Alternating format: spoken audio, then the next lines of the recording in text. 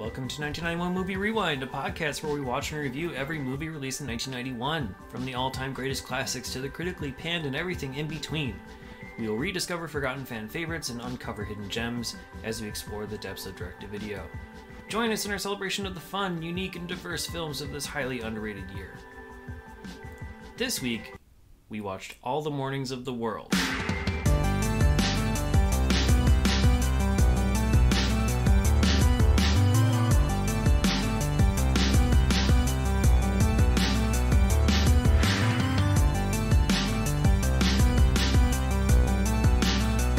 Hi, this is Nikki. And this is John, and thank you for joining us on 1991 Movie Rewind. Before we get into the summary, I just wanted to take a quick minute to explain how we're picking the movies, since I don't think we've done that in quite some time. This episode starts a batch of 5 movies that contain box office performers 101 through 150. So each batch of 5 movies up to this point has been looking at a random selection of movies from each box office batch. So the first one was 1 through 25, then we went to 26 through 50. We just finished up 51 through 100, and now we're going into 101 through 150. So this movie happens to be number 134 box office performer of all the movies that we have box office performances with.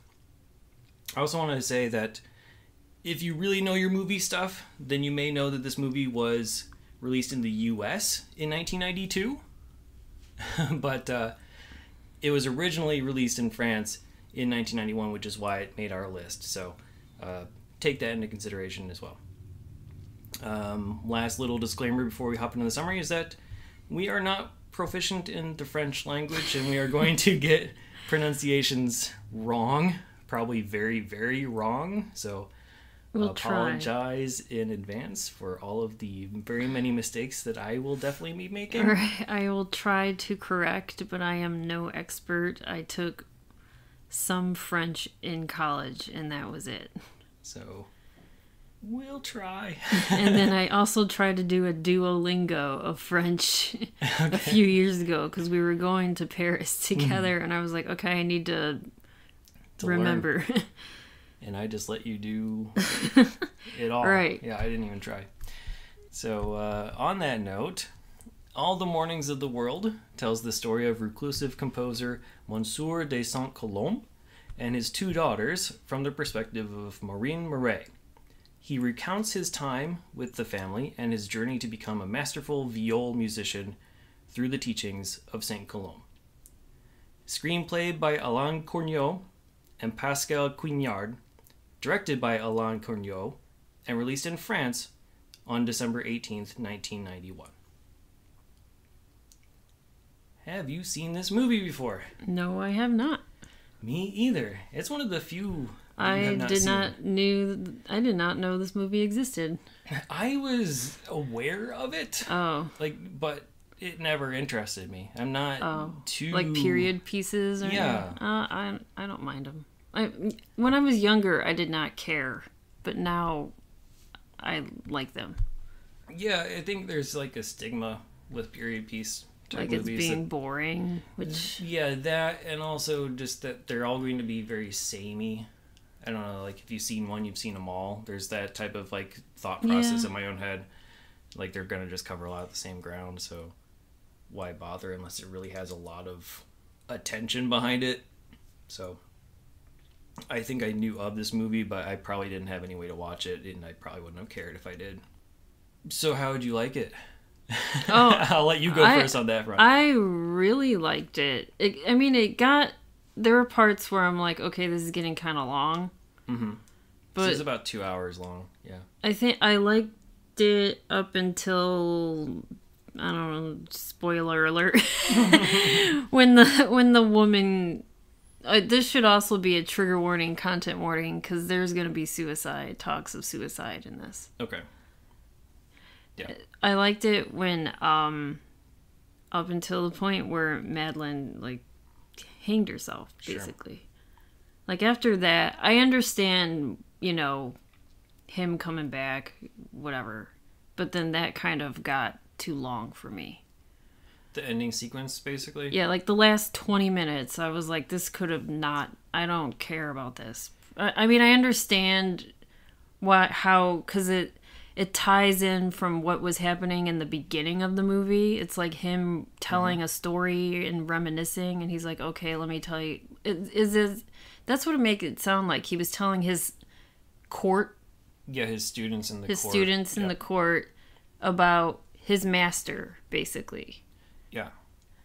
And then it ties in at the very end with the story he was telling in the beginning. Like, I understand that, but then at that point, I was like, all right. Yeah, the ending does get a little bit... It could just end now. But it kept on going. I think, for like an extra 20 minutes. I mean, we also had the small detriment of having to deal with commercial breaks here and there through the platform that we watched it on. Yeah. Right? So, that may have been... It made it a little bit longer. Yeah, I ruined the flow a tiny bit. Yeah. But yeah, I mean, like in the beginning, it's easier to take the slower pace and accept it because, I mean, one, you're just presented with all of these amazingly beautiful shots. Like, just incredible countryside. Everything looks like a painting of this era. By the way, we're talking about like the 1600s, like the mid to late 1600s France is when this takes place. So you have that sort of painterly quality to the cinematography, and so it doesn't matter that it's going a little bit slower because you're just kind of soaking it all in with your eyes. And at the end, that has kind of lost its luster a little bit, and you have to be really invested in the characters to handle that last, couple sequences.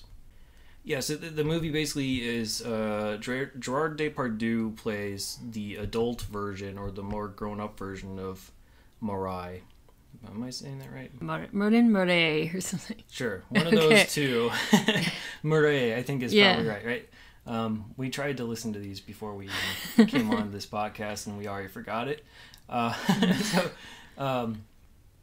Marais is teaching. He works for the king, and he has a court of musicians that he's teaching. And he basically just goes through his life story of how he got to that point, in a sense, right? So he's talking about how recently his master died, and he was like, let me tell you a story of my master. And then he pretty much comes up with this song for him. He's talking about, and also he's just talking about his how master. There's like not enough emotion in the music that they are playing. And so, like, to really understand it, let me tell you this story about what it means to be a musician. Yes, because that's how he learned it, is from Sainte Colombe.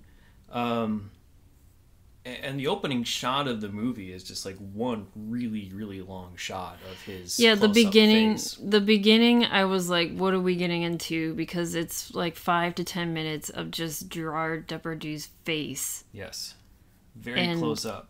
Very close up, and you hear music and kind of like men in the background kind of goofing off in a way. They're like, da, da, da, da. They're making like weird noises. Like, I don't know if they're like they're trying to vocalize what the scales are that they're going to play or whatever, like, and so they're like, do, do, do, do. Yeah, like they're warming up, I guess, not messing around, but it kind of sounds like that in the beginning, because it's like, blah, blah, blah, like this for 5 minutes, and I that's when I looked at you. Has like his eyes like closed, and he looks like he's annoyed or pissed off that these people are doing probably that. Just concentrating or focusing on what they do, and then just not speaking. But I think where it kind of took a turn is like within that shot, he tells everyone to like close the shutters, and then it goes from like a sort of like a normal lit shot, and he has like his white wig and the powdered face and whatever the stately stuff garb on, and then they ask him to close the shutters, and it gets extremely moody and dark like in that moment, and he's talking about how he thinks he's an imposter because he can't do what Sainte Colombe did. He's not nearly at that level, and so then he goes into the story, and it flashes back to his mentor's story. So it was an interesting long shot, but I think it did have a payoff, at least in my mind. You just have to, unfortunately, look at Gérard Depardieu's face right. for I was a like, long time. And if you're in a theater, just imagine how massive that would be on a silver screen. So yeah, I mean, he kind of bookends the movie, right, with those scenes, because you come back to him in the current day later after he's done his stuff, and we'll get to that probably at the end there for the big payoff and the reveal. But most of the movie focuses on Monsieur de Sainte Colombe, played by Jean-Pierre Marais. Am I close on that one? Marais, which is an amazing performance by him. I really enjoyed what he did with this. So this is a person whose wife had recently passed away. He's raising 2 young daughters basically by himself with the help of some house maids or nanny, someone's or doing there, something. but they don't really address her by name. Right, and that's what I was trying to figure out. I mean, because they have a gigantic house and land. Mm-hmm. I was trying to figure out who he was. Basically. Yeah, he was because a working musician up until that point. Yeah, I know he was a working musician. He became like a hermit after his wife died. After his wife died, you know, we can get into it, I guess, when he gets very reclusive, and then he just buries himself into his music only. Uh-huh. Not even caring about his kids at all. Just 15 hours a day in this little shack. He moves out of the house. He builds a shack outside of the house, plays his viol all day long. Mm-hmm. And then, you know, he teaches his daughters how to play at some point. When they get older, and then they all start to travel and play together until the king is like, I want you to play for me. And he's like, no, I'm not going to basically be like a sellout. Right. Yeah, this music is not for you. It's not for the public. Right. It's for my own personal. And then the king hated that and pretty much like blacklisted him, and he was not allowed to like play anywhere else. So and then that's where I was like, where is he getting the money? I know they have a farm and all that stuff. That's why I was wondering, what are they gonna do? They have had something of a savings. I mean, it was like that's why I was wondering. Who knows? Is he from necessary. Like a family that's already been established? That's what I know. These are based on real people. These are real composers from the 1600s. So I don't know anything about the real Monsieur Saint Colombe. I did very, very minimal basic research, but what I understand of this is that so this is based off of a book by Pascal Quignard, but he basically made it all up. Like, there's very, very little known about either one of these two composers, like, at all. But it's about real composers. It's like his fanfic, basically, of real composers. It's a fanfic, for sure. Okay. So Saint Colombe was Marais. Marais. We're gonna try mentor. Yeah, that is true, from what we can tell. But beyond that, details are very, very sketchy or unknown. Yeah, or maybe just not available on the little tiny corner of the internet I visited and didn't go beyond. What we get instead is this progression of a story, and like I mean, to be honest with you, I don't even know if Saint Colombe had daughters. I'm assuming that actually I think I did see that was true, that he did tour with his daughters. Okay. But I don't know if they had a relationship with Marais, the way that insinuate in this movie. Yeah, that's probably the fanfic part. It could be, yeah, and obviously the part about his dead wife, visiting him while he plays, of course, is yes. So I think we jumped a little bit ahead. So they're stonewalled by the king, and then a young Marais comes to become. He wants to be his student. He knows that Saint Colombe is probably the best in the world, has a lot to teach, and he wants to be taught. And the young version is played by Gérard Depardieu's son, Guillaume Depardieu. And he's resistant. So what I really like about Jean-Pierre's performance here is that he's appropriately not aloof, but he's weary of life. He's like sick of life. You know what I mean? Like he's like he's jaded. He's super jaded, and he doesn't talk much, and he doesn't need to talk much because his like, you know, simple facial expressions tell the entire story at all times, and like, you know, you can just look at his face and know exactly what he's thinking. Yeah, and when older Marais is talking about him, his mentor, Saint Colombe, he does say that he is a Jansenite. I don't know if you have that. No, I don't think I caught that. I was probably looking at something else. Because I was like, I need to look further into this. I'm not going to do a history about Jansenism, but it was like a sect or a part of like the Catholic or Christian faith that was in the 16th, 17th, 18th centuries. And it was founded by a Dutch religious reformer by the name of Cornelius Jansen. Okay. And it's like theological principles which emphasize about predestination. It's like deny a free will, and that all human nature is like incapable of being good. Okay. That's what this guy was practicing. Okay. So, like, man is the devil in a sense. Yeah, nothing, like, no matter what you do, you're not going to be pure of heart.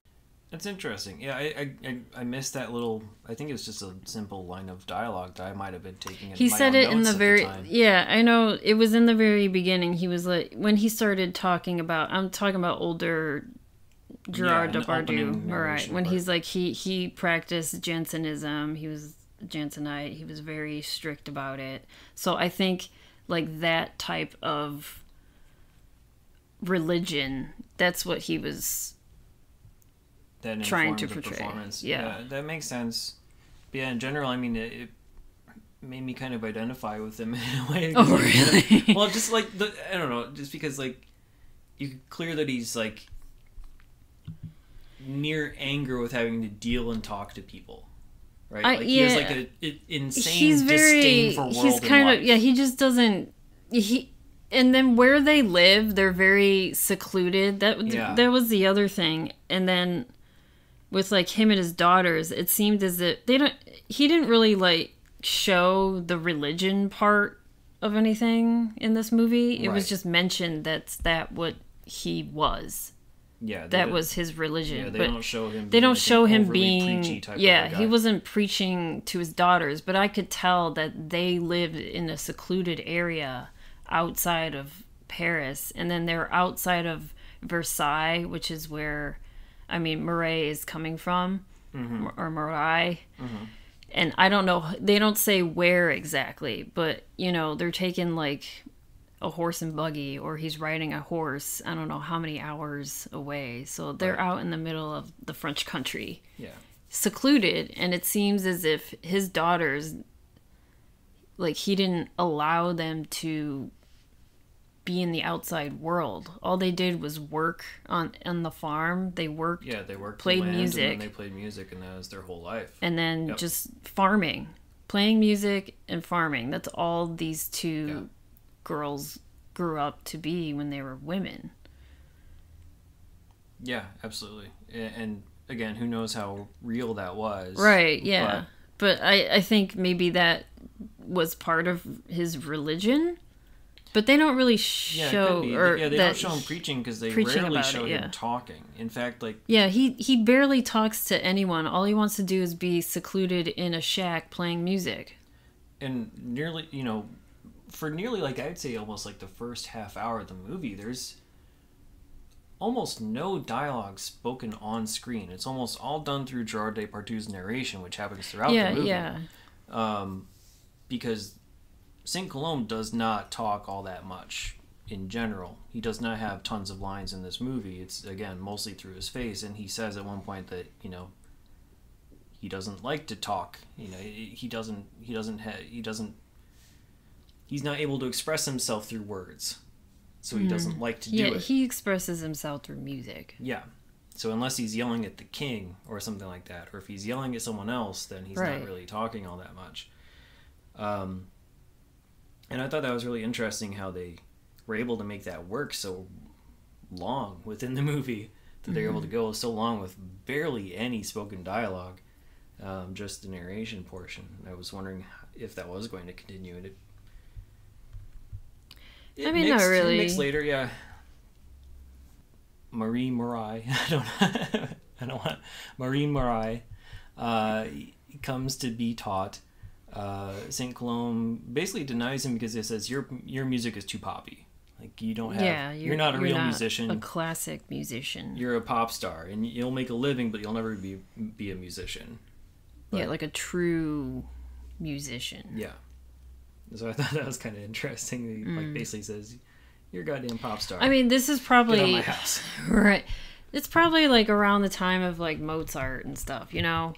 I don't know the timelines on that, so.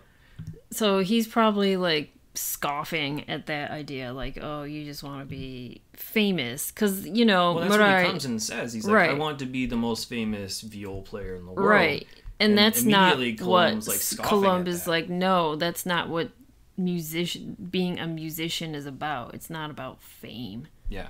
It's about just loving the music and being embodied in it. Right. And it's like a part of you, and that's it. And eventually Marin is able to he's being taught by one of the daughters for the most part instead. Yes, the eldest daughter, yes. Yeah, Madeline. And then Toinette is the other daughter, the younger one. And they both have the hots for him, but Madeline is the one who actually starts a relationship with him while also teaching him. And they hide underneath his shack to learn more of Colombe's secrets here and there. Well, I mean, he does initially start to teach him. Yeah, at some point, but then he throws him out because like he's doing some things, and at one point he gets like super caustic. It's sort of like J.K. Simmons's character in Whiplash. You know what I mean? Right. Where he's like, he's not saying not my tempo, but he's basically saying like, you suck, you're doing this wrong. Yeah, and then like, he picks up his viol and smashes it. Instrument. Yeah, tells him to get out and never come back. Right. And that's when they start to have the secret lessons with the daughter. Yeah, and then the daughter, well, the guy, young Marais is walking away, and the daughter runs up to him saying, "Hey, I can teach you, and I can, you know, show you the way, basically." Yeah. And then, you know, and then sneak you in to our, not the house, like, well, yeah, I guess the house, but then... they sneak in the house because the dad, Saint Colombe, never goes in the house. He's in his shack. He's in, but then shack, I want to... They go through, like, a secret way to listen to him play in the shack. Yeah, they go through, like, this back way through, like, the woods or the field, and then they sneak underneath. And listen to him all day long. Yeah. Playing until, you know, one day they get caught. And so... he gets yelled at and slapped. Yeah. Has to run away again. Exactly. But yeah, they have a relationship for a while, and then that ends because he breaks up because he wants to be a famous person, and he's going off to the court, and he can't be with her. Yeah, young Marais is working for the king. Yeah. At that point, once he gets kicked out by Saint Colombe, then he goes to work for the king, and then, you know, he does still come by, because he comes by now and he's wearing, you know, he's in the kingly wardrobe. He has the full wig, the wig, the makeup, the shoes. And I'm assuming that's something of a class thing, because Saint Colombe is wearing like the white ruffled collar thing. Yeah. And I don't know if that's religion or class or both, but yeah, I don't. You know, again, think of the paintings of the era, and that's what you're getting. Anyway, So yeah, I mean, he breaks up with her. Basically, says that he doesn't fully love her. Yeah, it seems as if he never. Right, like he's just kind of using her. Basically, that's what. Yeah. That's what it is. Yeah. Yeah. She obviously had feelings for him, but he's the only person to visit their home besides her father and her sister. Basically, yeah. So she falls in love with him quickly. Mm-hmm. Well, we assume that's her, we don't fully like, know the only. Timeline, but that's like her only love, because that's the only person that's like she's met. Yeah. Besides her family. It's like, okay, here's an opportunity. Let's start. Let's do something here. And I think that's why the younger daughter also tries to sort of throw herself at him at a couple of instances. Right. Too. And it's obvious that, she has more feelings than him. He's just like there to learn, and, he wants to be the best. Mm-hmm. So, and he wants to learn from the best. So he just continues this, relationship with her until he's like, I'm now working for the king, and, there's basically, like, there's a lot of other women out there I want to explore, basically. Sure, yeah. And then that's it. He leaves, and he's gone for almost, until he becomes old Gerard. He becomes older Gerard. But then after he leaves, the older sister Madeline, she becomes pregnant with his child, but it's a stillbirth child. Yeah, and they explain all of that. They don't show anything. They don't show her. Just say it in a single line of dialogue. Yeah, like she became pregnant, and it turned out to be a son, but he was stillborn. And it's just so interesting how they can spend so much time lingering on so many different, like, quiet moments, right? And then pass like a full. Yeah, her pregnancy, with, like, and sentence. They don't even show her pregnant, and they don't show her giving birth. Mm-mm. They just show her after all of that. Yeah, and then she's now with something. Did they say what she was sick with? I didn't think she was sick. I thought she was dying of some illness. I didn't know she had an illness. I thought she just stopped eating and stuff because she was so depressed. I mean, maybe because that's what it was, but I mean, she was definitely sick, and they said that she was sick. Maybe I thought she caused her to be sick, but I thought like him leaving her, and then her giving birth to a stillborn child, I thought that caused her to become ill, like mentally and physically. You could be right, but like I got the impression that it was something else because of the time jump, because he was no longer played by Guillaume, it was played by Gerard, which means there was a significant leap in time. Like 20 years go by? Yeah. Like, I don't know, at least more than 1 year. I know clearly. That, yeah. So, like, if she was wasting away by, like, starving herself in that way, it was a very long road to get there. I don't know. I got the impression that it was some other random I thought she was just illness. Really depressed because the one person she loved. That's why I like this story, because I was like, this woman, I don't know. I mean, she could still be carrying that flame for him, but at the same time still be riddled with some other disease.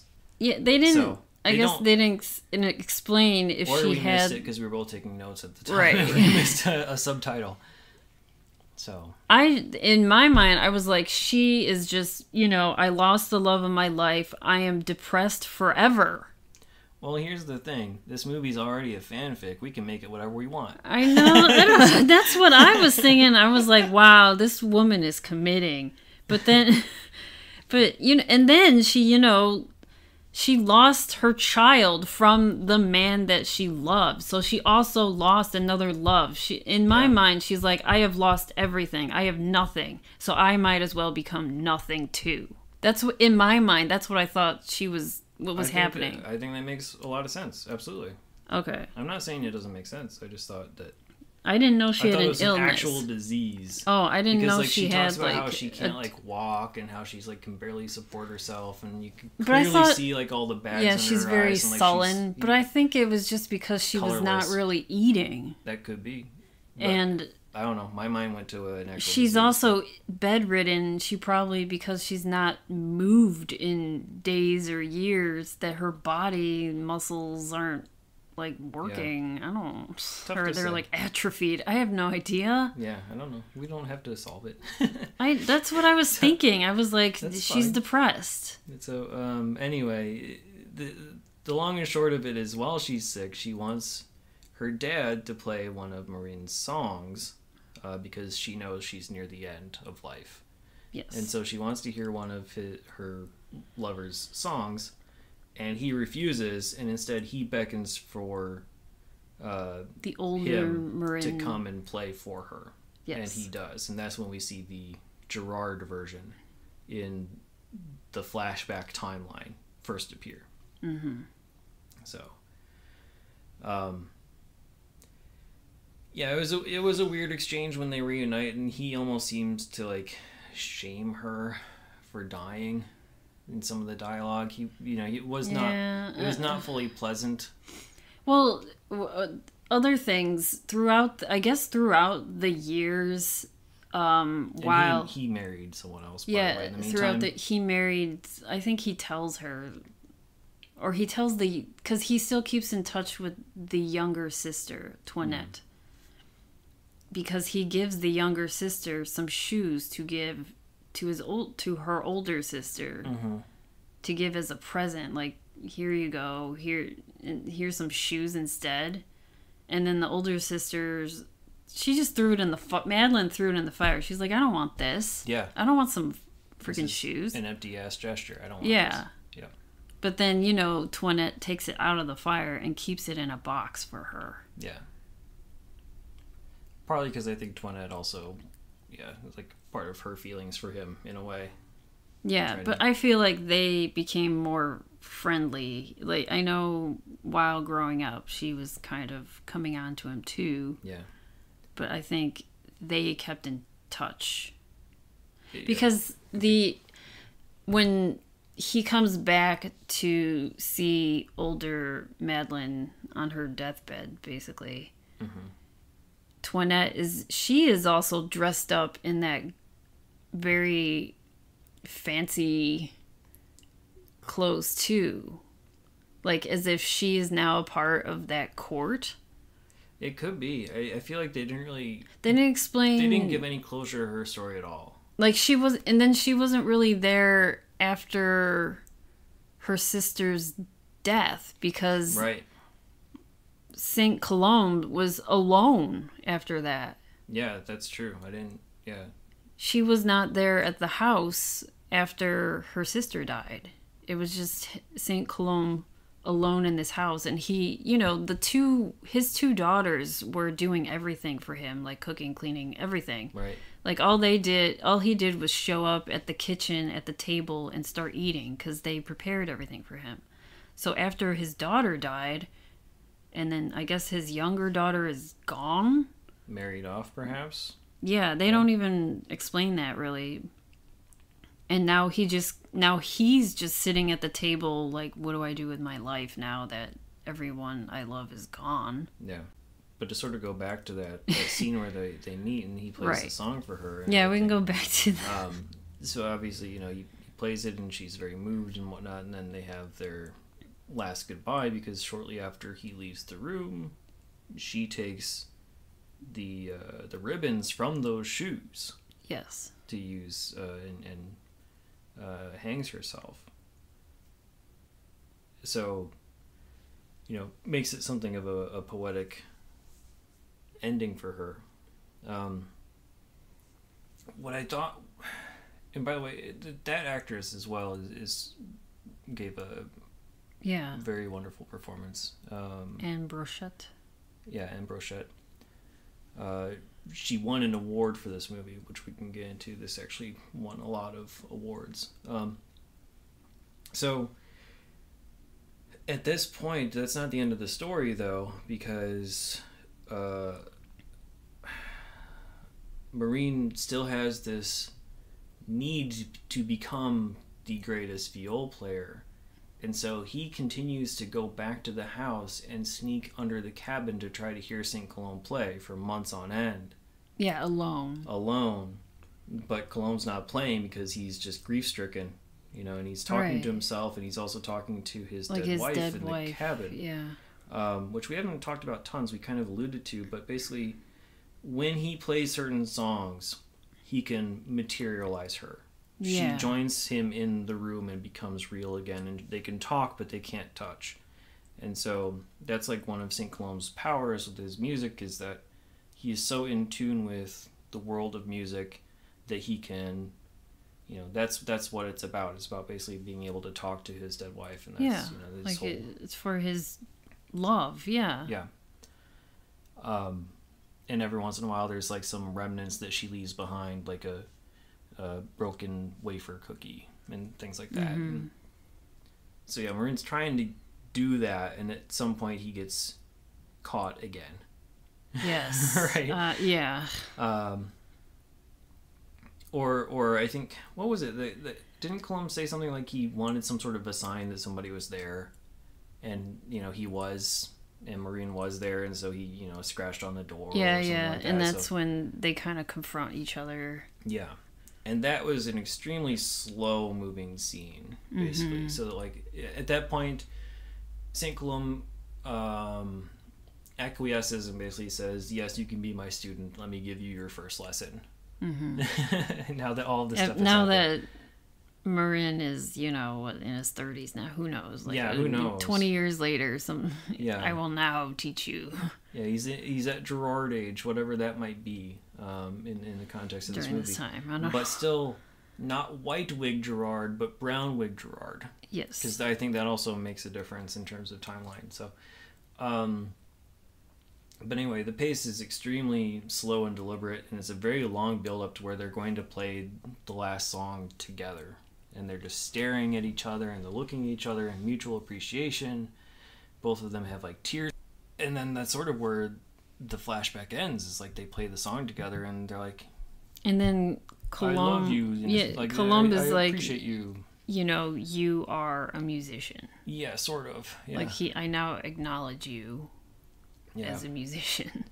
And then they go back to the current day, and they're back in that dark, shuttered room. And he's still that, you know, it's that exact same close up basically, and he's like sweating and he's crying, and then you get to see the class, and some of them are crying too, and the big reveal is that Saint Colombe is there listening to him tell that story. Yeah, it like his ghost, really. Yeah, basically. Basically, he has the ability to materialize and watch him well. play. Exactly. So, and that's sort of how it ends. ends. But yeah, I think we'll get into our overall impressions of it. But I think, yeah, it was a lot better than I expected it to be. Oh yeah. I think we sort of made a lot more out of the plot than there really was. There weren't a whole lot of plot point. It went from like A, B, C, D, and E. There weren't a whole lot of like pit stops along the way. There weren't like side plots. It was mostly just like, here's a story. Look at the pretty pictures. Yeah. Here's a relatively basic movie Uh-huh. behind it, and here you go. And it worked better than it probably should have based off of that description I just gave. So, I mean, there are a lot of awards that go along with this.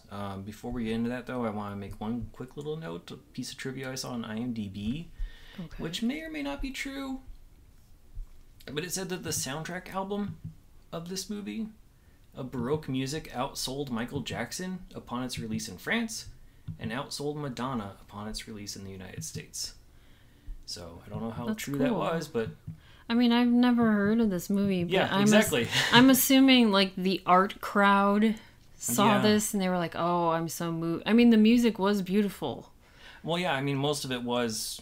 It's the music real... composed by it's these real, two composers. yeah, it's actual music from composers from that time. Yeah, like Tune on of a disc. Sorrows, I think, was one of them. There's one that's named after St. Colombe that I don't have the full title written out on, but... Yeah, in terms of, like, box office performance, so, yeah, for the purposes of the podcast, we're kind of lumping all the box office performances in one, so even though it hit the U.S. in November 13th of 1992, and the box office that, you know, the positioning is based off of that 1992 box office, so we're just kind of making, like, one massive list, and it was number 134 out of all of our movies. Awards, it went through the Berlin Film Festival. It was nominated for the Golden Bear, but it lost to a 1991 movie called Grand Canyon, which we will get to at some point. It's a U.S. movie. Okay, yeah. It was nominated in the 1993 awards season for the Best Foreign Language Film at the Golden Globes, but it lost to another France entrant called Indochine, if I'm pronouncing that right. And that movie also won the Oscar in 1993. But it won a lot of awards at the César Awards in France, which is basically their highest film awards ceremony. It won Best Film, Best Supporting Actress, Best Director, Best Music, Best Cinematography, Costume Design, and Sound. So it won 7 awards. Yes. If my count is correct. Okay. It was also nominated for Best Actor for Jean-Pierre, Best Promising Actor for Guillaume Depardieu, Screenplay, and Editing. It won 7, was nominated for 4 more. What was interesting is, like, okay, Guillaume Depardieu, he was nominated for Most Promising Actor for this, but also for 2 other movies. So he was Most Promising Actor for like 3 different years. But he never won any of them? He was always nominated? I think he did win one of the Most Promising Actor awards, but not for this movie. So yeah, it was just interesting that they were like allowing him, I don't know, just the way the system works. Like, maybe it doesn't translate very well, but I would assume it's like a young upstart actor, but to have that that's an award interesting nominated, like, category, like most promising whatever. Yeah, because clearly they have a supporting actress and actor. Yeah. So, I mean, Anne Brochette won the supporting actress award for this movie. But yeah, I don't know. But Guillaume, unfortunately, is passed away. He passed away in 2008 at 37 years old from pneumonia. He had a tough life, aside from all the acting careers. He also had his leg amputated. Oh my god. Before that, because he got an infection after a motorcycle accident that did not resolve after a couple of years, and he eventually had to have his leg amputated. And then obviously he caught pneumonia later on and passed away. Wow. So I did not know that Gérard Depardieu was A, even married, and B, had children. Like, that's why I was like, wait, that's his son? I didn't know he even procreated and had children, but looking at Gerard's life, I was like, all right. Well, you know who else procreated? Marin Marais. Marin Marais had 19 kids, according to one of the articles I saw on Wikipedia. 19 kids from Marin Marais. I mean, okay, I don't know if this is... I didn't look this up, but there is a neighborhood in Paris called Le Marais.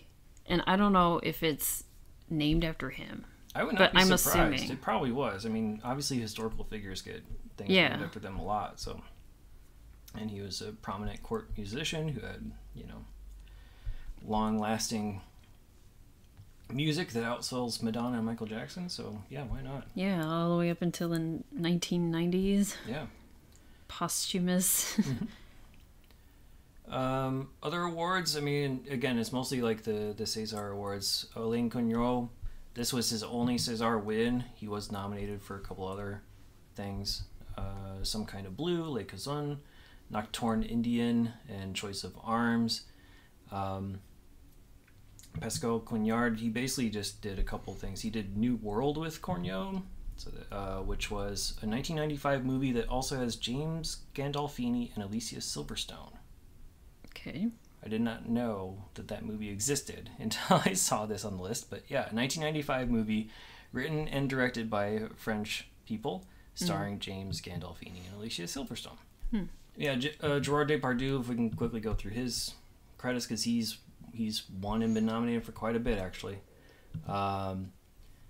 He has an Oscar nomination for Cyrano de Bergerac from 1990, so a year before this. He has the Cannes Best Actor win. He has 15 César nominations and 2 wins, but not for this movie, obviously. I don't think he was even nominated for this movie. He was nominated. He won for Cyrano and The Last Metro at the Césars. The Last Metro is a 1980 movie which won had a Best Foreign Film Oscar nomination. It's a Truffaut movie. Obviously, we know him in the U.S. from things like My Father the Hero. Yes, and Green Green Card. Card, Man in the Iron Mask. There's also, just so everyone knows, there is a 1991 version of My Father the Hero, the original French version, but it's not currently on our list because I could not find a watchable version through actual home video or streaming. So yeah, if that ever pops up, it will come up on the list and we could possibly watch it. It kind of, yeah, if it does, because I'm curious, because I remember watching My Father the Hero, and he plays, the same... the father he plays in both, the hero, yeah. He plays the father hero. The father hero in both movies, so yeah. I'm just curious to see that. And I've never seen either one, so it'd be interesting to compare them. But he's also in another 1991 movie called Merci la vie. So Thank You Life, I guess is how it translates. And Brochette, the person who plays Madeline, won for this, was nominated for Cyrano, and also a movie called Masks. So shall we get into true crime and pop culture stuff? Yes. I have both again. All right. And I went into Gérard Depardieu's life. Yes, he's had some incidents. Yes. And even up until now. Yeah. And I got there was a couple of articles that I looked up. One was from like a Vanity Fair article that came out this year, February 2021, about his alleged rape and sexual assault. What's going on there? And then also there was this like website I found. It's called FrenchTogether.com. And it's this article called "What's the Deal with French Megastar Gérard Depardieu?" Okay. And it's just like a bullet point of like all the stupid shit that he's done up until now. It talks about other stuff like why is he famous, but I don't care because I don't like him. I think it's just his acting. I mean, I thought honestly I didn't mind his acting, at least in the bookended this movie, scenes. yeah. Not so much while he was in the flashback, but like I don't know, I really he was decent in that close-up shot, the long take. I thought that was good. But right. So I'm just gonna go through the bullet points of the crimes that this man has done. And starting with August 16th, 2011, he was about 62 years old. Depardieu urinated in a bottle while on board a CityJet flight bound for Dublin as it was still taxied in Paris. I think that's probably this is the most one, well-known. Yeah, this is what I remember because it was like insane to see. I don't know if he had. I don't know if he had like a. Maybe I'm just imagining like a Nick Nolte type of like mugshot. But like around that time you saw him like in that sort of like disheveled type of state a lot. So right, but he said something of a pop culture the incident. stock. Yeah, he said the incident was attributed to a urinary incontinence caused by a prostate problem that he had, and the flight attendant was not allowing him to get up to go to the bathroom because the aircraft was moving. Sure. So he was like, I'm going to go pee in this bottle. Yeah. When you gotta go, you gotta go. Yep. In August 2012, he was accused of assault and battery for punching a motorist in Paris following a traffic accident. And according to that Vanity Fair article, he stated, quote, "My reaction was perhaps a little over the top because I was very scared." Okay. That was his excuse. Okay. The plane one makes a little bit of sense. That doesn't make as much sense to me. Yeah. I wasn't there. I don't know. In November 2012, he was arrested for driving while intoxicated after he fell from a scooter and was found to have a blood alcohol level of 1.8 grams. This is Yes. you know, European. We're not metric here. We don't use that scale, but right, 1.8 grams per liter, which is well above the French limit, which is 0.5 grams. Well, there you go. Yeah, that's completely inexcusable. Yes. No tolerance for that. On January 3rd, 2013, Russian President Vladimir Putin signed an executive order granting Russian citizenship to Depardieu. This move to Russia was in protest of France's proposed wealth tax. And Depardieu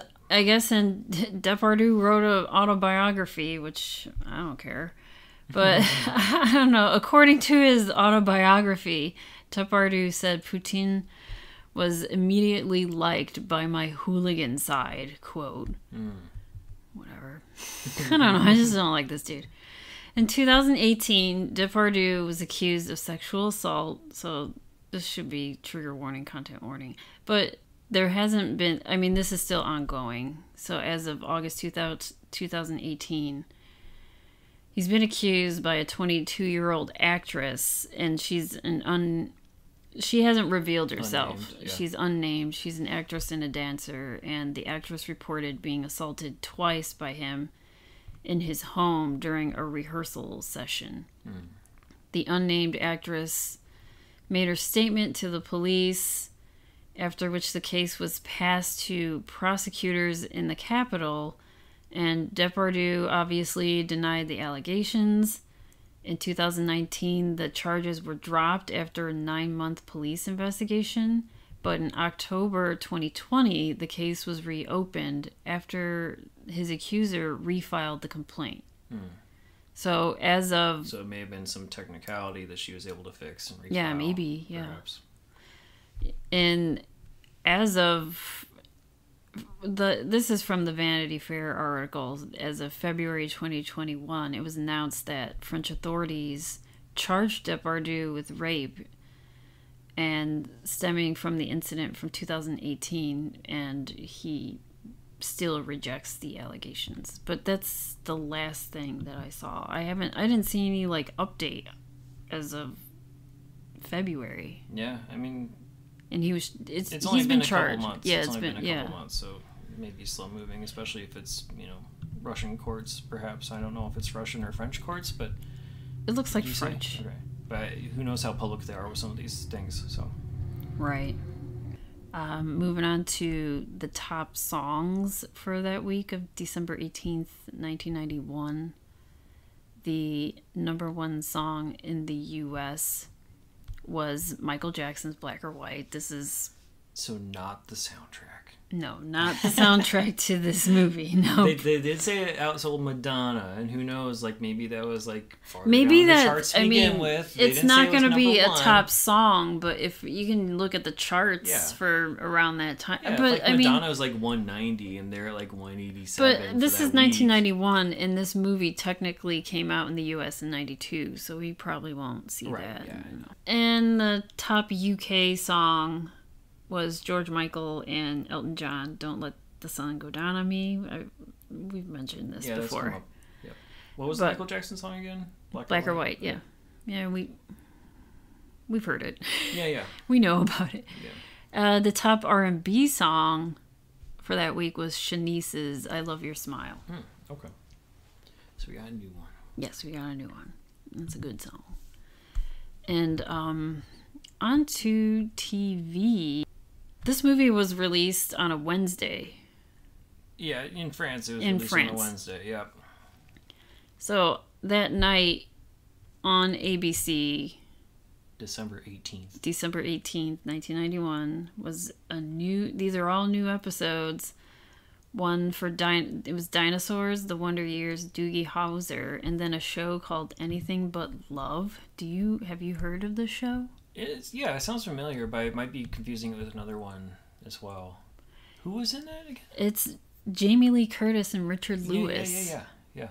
I was getting confused with the one that starred Jay Thomas and Annie Potts, but... Oh, okay. Yeah, this sounds very Moonlighting-ish when I was reading the synopsis. It's like they both work at a magazine in Chicago, and, it's like a... I think it was somewhat love story between them. I think it was more of a standard sitcom, though. I don't think it wasn't, you know, like them solving crimes or anything like that. Where it's just kind of, you know, they work together. Audience, is what I mean. They worked together, and there was, you know, a love story. Yeah. Or, you know, that tension between them. I know I've seen a couple episodes of it, and I didn't care too much for it. Oh. But. Also, what was on a show that you and I both like, but you like probably more than I do, which was on NBC, was Unsolved Mysteries. I've and just become fascinated with it. I know. It's just, I never watched it as a kid. It was like too scary and creepy. Oh, me, so. I don't know. I think I just like grew up watching these things. That's why I'm just... And I think I don't like things that are not solved. Because then I want to know... Cause they show all these things, and I'm like, well, I need that. That's why I like the newer ones now, because they do have updates. But I'm like, why are you going to tell me this? And now I got to think about it, and then I need an update. I mean, okay, so we watched the episode. It was episode 16, season 4. And there was conflicting resources as to what episode actually is that. So, yeah. We went with the IMDb listing on this instead of Wikipedia. They had a different list in order, but we watched this one. And none of them had updates. No. Which is, okay. There's a lot of things that are creepy about Unsolved Mysteries. I don't know. I mean, obviously the theme song. But I don't know what's like scarier when there isn't an update, or like sometimes like the updates kind of like creep me out too. Oh, I like the updates. I mean, I like them, but it's like still like kind of creepy because like there's no Robert Stack narration. It's just like the music and then like these old like mugshots or whatever, and like the little like thing of text. Yeah. And it's like, this guy did it. And like, oh, it's like gives you chills still. I don't know.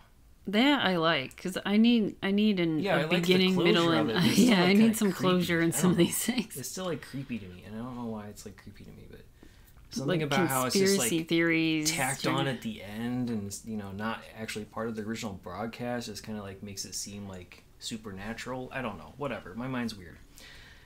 But we watched this. There was 4 cases in there. One was like not really a case. It's just like a, you know, did this place in Yugoslavia heal these people? You never know. Well, okay, one of them, it took place in this town called Medjugorje. Medjugorje. Yeah. And one of the, it's kind of like a pilgrimage where like the Mary, because then I started thinking about the Mary that appeared in Chicago like 15 years ago. In an underpass. Because, so this was like back in the 80s where, you know, the Virgin Mary appeared in this town and, you know, healed people. It caused a pilgrimage of like people around the world coming to visit the Mary. And then one of the women did, but then there was this other woman who was reading a magazine about it, and she's like, let me pray. That's where I was like... Yeah, she didn't even go, did she? She didn't even go. Yeah, she just read the magazine. She read a magazine about this... about the Medjugorje magazine. Yeah. That's where I was like, come on. But, yeah, so this lady had, like, debilitating MS, and then she prayed, and then poof, magic cure. After reading about the Mary in this town. Yeah. That's where I was like... Yeah, poof, magic cure, and she. I was getting annoyed with she can that. Run fine. Yeah, she was walking fine. You know.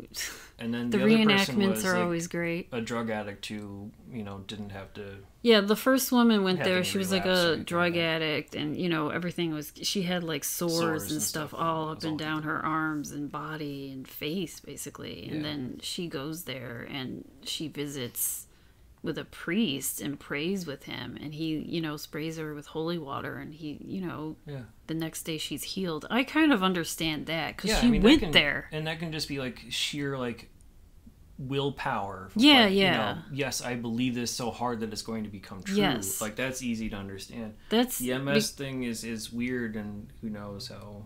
from reading a magazine and then just like, and okay, praying. and It's praying. The power of prayer. It's not the reading of the magazine. It's the But- praying too. You have to do both. That's where I was like, come on now. So that was the first story. Yeah. And they did not know each other, so it has to be possibly real. Right. The second thing was a shack fire where 2 kids were potentially murdered, most likely murdered in a little and they shack. think it was because of like a Possible drug nearby- deal gone bad or something. drugs, and so they're burned alive, I think. And those poor in this kids shack. just got killed because they found the money or something. And the family, like the mom and dad, like witnessed 2 guys near the shack or something, and they told the cops, but the cops didn't believe them because of their prior history. But they didn't talk about what that prior history was or why that would be true, and they didn't have any like cop story testimonial. was also that deserved more time. yeah. I needed to screen. know more. Yeah, but no one was caught. That was an That's still a unsolved one. mystery. Probably, most likely a drug related. Yeah, it's probably because the kids found like $100 bill, which may have been related to some sort of drug deal, and then whatever they got got up caught. and stuff. Yeah. Then Third there's story the third story was about a woman being abducted. in Clinton, Missouri. Angela Hammond was I wrote the date down, 4/4/91. She was at a payphone and someone abducted her at a payphone. Her fiance was on the phone with her at the time, heard the scream, went to go chase him. This was also a weird story. Like where she was just randomly calling him from a payphone from where? I don't know why she was at a payphone instead of like going back to her house. Like, why is she calling her boyfriend or fiance up at a random payphone? It looked like I don't know, like a gas station type payphone. Yeah, maybe she was getting gas, but I don't know why she felt the need to call her. Like, because I don't know. Well, obviously they're making up the conversations, but they're saying like, "Oh, are we still gonna go to this place on the weekend?" but like, why would you have that conversation in the why middle of don't the you night just at a wait payphone? till you get home and have the Yeah. conversation at home? Why did you Yeah. have to call him right away and say, and then have like a long ass chit chat? Don't you have to pay like Right. $2 in quarters to keep talking? Yeah, Or it's, more? It's very weird, and we're not trying to victim. Yeah, blame no, in I'm any not way. victim We're just, blaming. I'm talking just about, like, it's such a weird circumstance. It was a really that weird circumstance. didn't make logical sense to us. But then, she's talking, she sees a weird guy. The guy goes to a payphone next to her, and she's like, but then he leaves the payphone right away, and he's in his truck, and she's like, hey, do you need to use the phone? He's like, nah, whatever. Right. But then and she just turns around and continues talking to her fiance. And she describes the car to him. She knows something's like not quite right, and so she describes the guy in the car to the fiance, and he is able to identify the car when she's trying to get her going the opposite way. So he does a U-turn, ruins his transmission though, and so he can't fully chase him because the car gives out. And then that he makes a turn car and is gone forever. Some possible unconfirmed sightings of her in other states in Canada, but nothing ever came of that.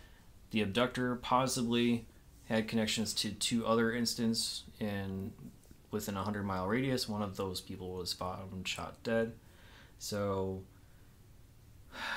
yeah, interesting. Mm-hmm.